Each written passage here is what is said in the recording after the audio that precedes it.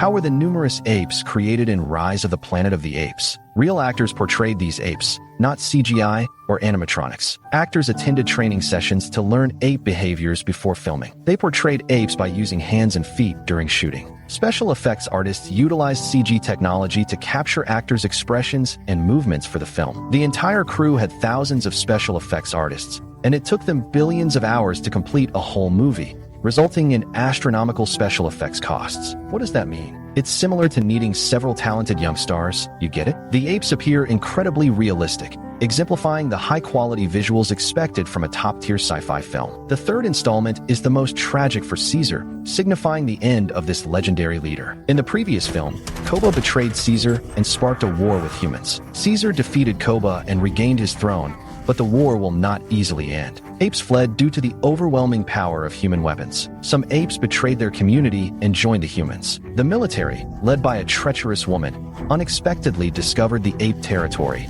resulting in heavy casualties from cannon fire. In a crucial moment, many ape reinforcements appeared on the battlefield, using primitive combat tactics and human-seized machine guns. Using their numerical advantage in terrain, they overcame the small team, capturing 4 prisoners and a traitorous gorilla. Kaisa, filled with anger from the casualties, faced the traitorous woman who mocked the ape race's chances against humans. The gorilla nearby was angry and attacked her. Kaisa ordered a platinum gorilla to confine the traitor while releasing 4 human captives to show her wish for peace. The white-haired gorilla returned, bloodied, saying the traitorous woman had ambushed him and escaped. Caesar's son, Blue, returned shortly after, and Cesar assigned him the crucial task of finding an unseen new home. Blue found it. There was a desert where humans would definitely not venture. The excited white-haired gorilla was eager to leave. For years, humans hunted the ape race, instilling fear. Cesar emphasized that, despite life's challenges, a large-scale migration should not be rushed due to potential dangers. He needed to develop a detailed plan. While the apes slept at night, Cesar saw a flickering green light outside the waterfall and grabbed a rope. He woke up Blue to guard their mother and brother, then went to inform Luca on patrol to prepare the apes for battle. After Cesar departed, soldiers entered stealthily. Prepared for this, Lon swiftly attacked and subdued him, but he didn't expect another soldier behind him. When Cesar returned, he found his wife and child's bodies, confronted by a colonel from the army, who attempted to flee. Overcome with emotion, the colonel shot at Cesar, who narrowly dodged the attack just as reinforcements arrived. The colonel retreated, leaving Cesar, who had lost his composure and vowed revenge for his family, to fall into the water. Surviving felt worse than death for Cesar. Coney, his young son, was hiding and escaped disaster unnoticed. He was Caesar's final emotional support. Cesar chose to guide his tribe to a new habitat at dawn. He left his youngest son with his blue-eyed fiancée, directing his 3 generals to lead the tribe as he sought revenge on the colonel. The action was necessary to attract human soldiers and ensure the tribe's safe migration. Hong Mao, Huojian, and Luca quickly followed Cesar, choosing to confront danger together. Cesar had to accept them and take them along. They were unaware of the location of the human army's camp. They reached a cabin with smoke, as expected. Inside, they saw a human, and just as he was about to draw his gun, Cesar shot him first. Cesar saw Koba's shadow in his eyes, which reflected indifference and hatred. They broke through the door and found a weak young girl infected with the original flu, unable to speak. Cesar, filled with hatred for humans, wanted Red Hair to fend for herself. Mao, unable to withstand the pressure, reluctantly agreed to let Cesar take the girl. After days of searching, they located the human army's base, where the traitor White Hair was present. They sneaked in to gather intelligence from White Hair. They learned that the human colonel had gone to the border, and another army would soon join him to wipe out the ape tribe. Cesar was unaware that his wife and child's tragic deaths resulted from White Hair's cowardice. He shared vital information with the traitorous woman. White Hair was devastated to learn that Caesar's wife and child died because of him, prompting a desire to kneel for forgiveness. 2 soldiers walked by as White Hair called for help, but Caesar's injured men quickly subdued him. He never expected that this action would cost him his life on the spot. In the quiet of night, Cesar felt his emotions spiraling and began to question how he differed from his former self. The 4 kept heading north to locate the colonel. In a snowy field, they were startled by gunfire and discovered the warm bodies of 3 fallen soldiers nearby. One soldier, unable to speak like the little girl, was alive briefly before dying unexpectedly. They climbed for a better view in search of the army's trail, but missed a mysterious figure below who stealthily stole a gun. By the time they noticed him, he had already ridden away,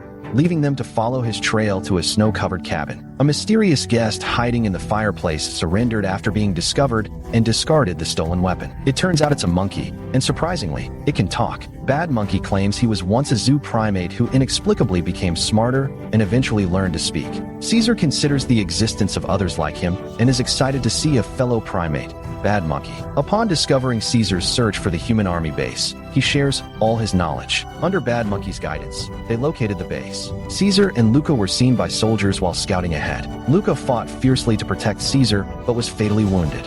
As he watched Luca die, Cesar was heartbroken, reigniting his hatred for humans. Cesar ordered them to leave to avoid more harm and chose to walk alone. As night descended, Cesar, filled with hatred, approached the military camp and was horrified to find the bodies of the original inhabitants hanging and others imprisoned, bound for a new habitat. Cesar broke down, questioning if his son was alive. He realized one gorilla in the frame was still alive. Cesar quickly rescued him, explaining they were ambushed by the colonel en route to a new habitat and forced into labor by soldiers. Cesar was knocked unconscious by a blow from behind. Upon waking, he found the colonel he sought standing before him. Unable to face his foe, he became a prisoner, tormented by the sight of his captured kin, powerless to help his youngest son's cries. Cesar's guilt grew as he recognized his hatred clouded his judgment, resulting in tragedy. With no food or water, they faced harsh conditions while building walls, where mistakes would result in punishment. Cesar, the original leader, could no longer watch. When the leader spoke, all the apes put down their work in response. The colonel commanded his men to bring Cesar and whip him severely. Cesar remained silent for his tribe's safety. After the whipping, Cesar requested food and water from the colonel, who disregarded him, shot a nearby gorilla, and then aimed at Cesar's head, counting down to intimidate the other gorillas into continuing their work. The gorillas surrendered, placing their faith in Cesar. His survival was the only escape chance. Cesar was taken late at night to meet the colonel. He had already suspected the colonel's true purpose for building the walls was to start a war, not join troops. He sensed an internal conflict among the humans. The colonel was impressed by how clever the gorilla was, not needing to hide it. The original flu had mutated, causing infected individuals to slowly become mindless animals, a fate worse than death. In a swift response to the rapid infection spread, he eliminated all the infected, even his son. This action faced fierce resistance from opposing factions advocating for medical intervention and power removal. Cesar was deeply moved by the intense conflict between the two sides. The colonel's team provided food and water the next day, saving many gorillas. Red and Bad Monkey found out that Cesar and the others were prisoners. While exploring, they discovered a hidden escape passage dug by camp members. While investigating, they overlooked the fact that the rescued little girl had entered the camp alone. She threw her beloved doll to the barely conscious Cesar and brought him water and food. Cesar gazed at the girl, recognizing her pure, innocent humanity. As Cesar regained his spirit, the gorillas raised their hands to create a heart, symbolizing the unity he instilled in them. He knew he couldn't fall. Cesar hurriedly sent the girl away as a patrol team approached, but it wasn't enough. Rocket entered the camp alone to distract the soldiers, was captured, beaten, and imprisoned. This action rescued the girl and alerted Cesar to the tunnel's existence. Cesar quickly formulated a plan. The next day, after the colonel let him go, he noticed the girl's doll but dismissed it. He then instructed Rocket to map the tunnel to the cage. He signed to Red Hair, who promptly took action. The tunnel to the adult gorilla's area was opened, but digging toward the juvenile's area burst a water pipe, leading to closure and the need for alternate methods. With the two armies ready to clash, Cesar chose to intervene directly by targeting the guards. A soldier felt warm poop land on his head unexpectedly. It smelled delicious. Angry, he shouted at the apes, opened the cell door, and entered with his gun, demanding answers. Rocket unexpectedly stood up from the ground, holding a fresh piece of poop after it came flying in. As the soldier prepared to harm the arrogant monkey, his brother intervened by pulling him down. A key was launched into the air. Rocket unlocked the cage and rescued their leader, Cesar. Cesar was filled with tears upon seeing the juvenile gorillas safe in their cage. There was no time for a reunion. The priority was to rescue everyone. The group was instructed to climb down utility poles and escape into the tunnel below, allowing all the gorillas to exit quickly. Cesar hesitated to leave, still harboring hatred and mocking himself for being like Koba. He grasped Koba's feelings. Certain actions were necessary, and some resentments must endure. A new human army has arrived, creating imminent war and placing the newly released gorillas in danger. Cesar quietly entered the colonel's room and discovered him unresponsive, resembling a dead dog, even when his gun was taken. As he approached, he noticed the colonel had contracted the virus and lost his ability to speak, all due to that girl. A virus was left by the girl. Cesar, torn by his emotions, couldn't pull the trigger, ultimately putting down his gun and leaving. The colonel, in great distress, made the decision to shoot himself. Amidst the fierce battle, soldiers on the wall noticed fleeing guerrillas and inadvertently targeted their own comrades. Cesar saw his family massacred as he left the colonel's room. In desperation,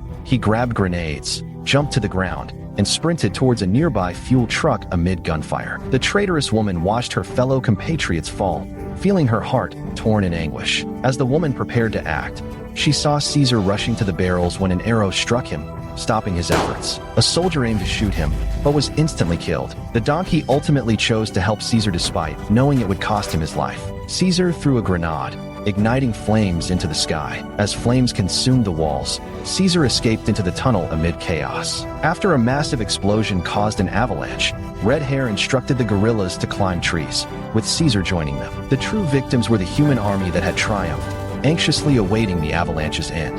The guerrillas in the trees were lucky to survive, and Cesar felt relieved. He then guided the group to their new home, uncertain of the journey's duration. They reached the beautiful land Blue Hair mentioned, where the original inhabitants would thrive. Cesar felt no regrets, but Red Hair noticed his internal wound.